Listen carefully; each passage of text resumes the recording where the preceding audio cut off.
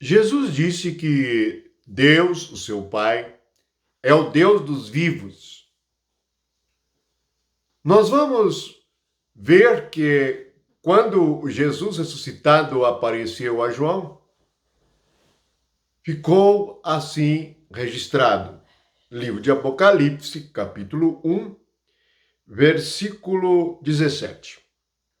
Quando o vi, caí a seus pés como morto. Porém, ele pôs sobre mim a mão direita, dizendo: Não temas, eu sou o primeiro e o último, e aquele que vive. Estive morto, mas eis que estou vivo pelos séculos dos séculos, e tenho as chaves da morte e do inferno. Ali estava diante de João aquele que esteve morto, mas que vive pelos séculos dos séculos, e que tem as chaves da morte e do inferno.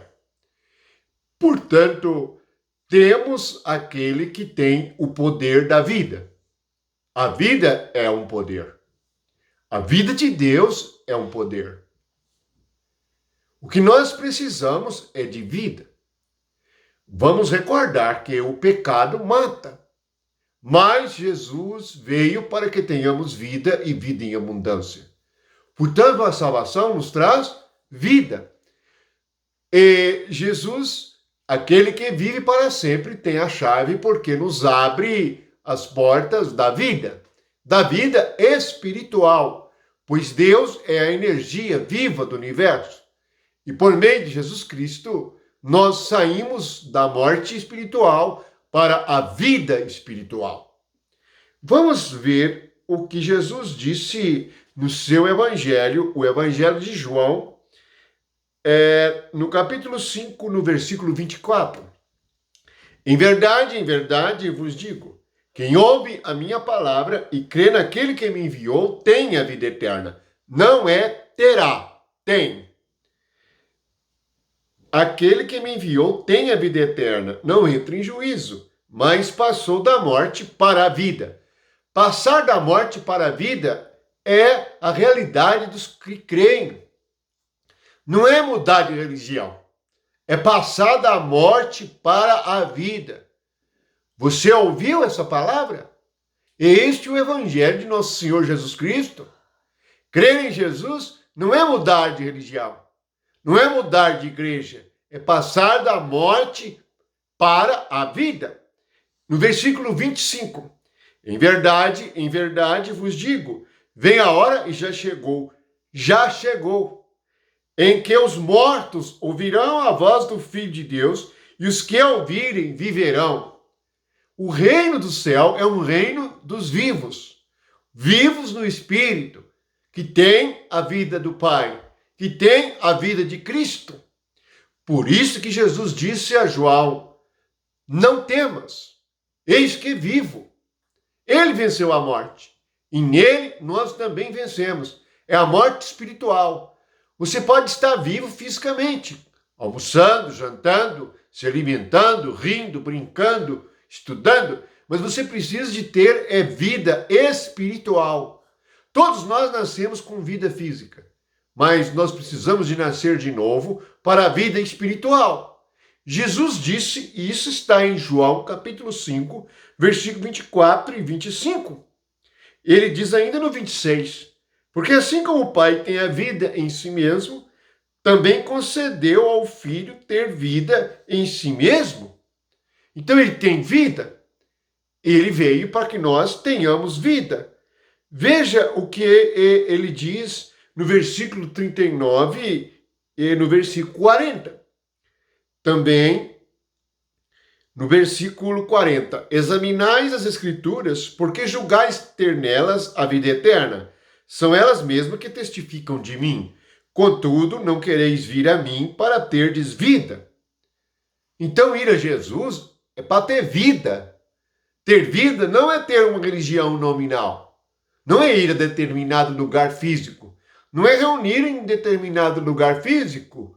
Ter vida é vida eterna, é ter vida espiritual. E nós podemos reunir porque temos a vida espiritual em qualquer lugar. Portanto, Veja bem, no versículo 24, ele diz que nós passamos da morte para a vida. No versículo 25 do capítulo 5, ele diz que nós ouvimos a voz dele e nós viveremos, e nós vivemos. Portanto, qual é a grande dificuldade que os crentes têm com o reino? É porque tem uma grande dificuldade em compreender o que é a vida de Deus. E por que não compreendem? Porque não buscam. Por que não buscam? Porque não ouvem a voz do Filho. Ficam ouvindo a voz do homem. O homem pega as escrituras, o homem pega a letra e repete a palavra sem o Espírito. E assim, ninguém toca a vida. Toca somente o homem e as coisas naturais. E ficam fazendo coisas naturais para Deus. Este não é o caminho. O caminho é Cristo e Cristo é a vida. Lembre, ele disse, eu sou o caminho, a verdade e a vida. Portanto, o que um morto precisa? Lá em Efésios diz que todos nós estávamos mortos em pecados e delitos. Todos que pecam morrem. O que um morto precisa?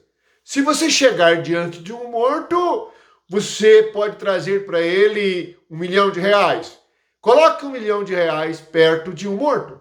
Você pode doar a ele muitas terras, pode doar a ele muitas casas, mas o morto não poderá fazer nada com aquilo que você vai dar a ele. O que o morto precisa é de vida. O que todos os seres humanos precisam é da vida espiritual. O mundo inteiro, segundo a primeira carta de João, jaz no maligno. Isso significa que estão na morte e no inferno. As pessoas que estão mortas espiritualmente, elas estão no inferno. O inferno não é um lugar futuro em que as pessoas vão ser condenadas. Não. O futuro é o lago de fogo.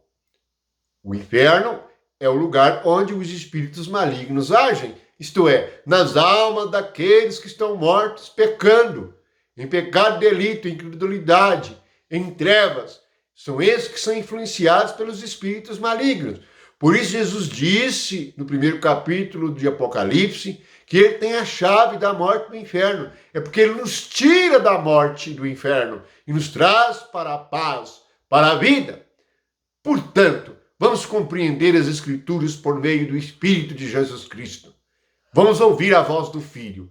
Se você ouvir a voz do Filho, você sai da morte para a vida. Esta é a vida do reino do céu. É a vida de Deus e do Espírito de Deus. Fiquem na paz, na graça e na vida de Jesus Cristo. Você tem que ir a Cristo para ter vida. Alguns estão examinando as Escrituras. Alguns estão estudando as Escrituras. Estão pregando a Bíblia. Mas nunca foram a Cristo. Se não foram a Cristo, não sabem o que ter vida. Não sabem o que é a vida eterna durante este tempo presente. Assim, como vão dar testemunho da vida se não têm vida? O que podem fazer somente coisas religiosas. Que a graça de Deus e o amor de Jesus Cristo seja com todos e que todos nós possamos participar da gloriosa vida do reino de nosso Senhor Jesus Cristo. Amém.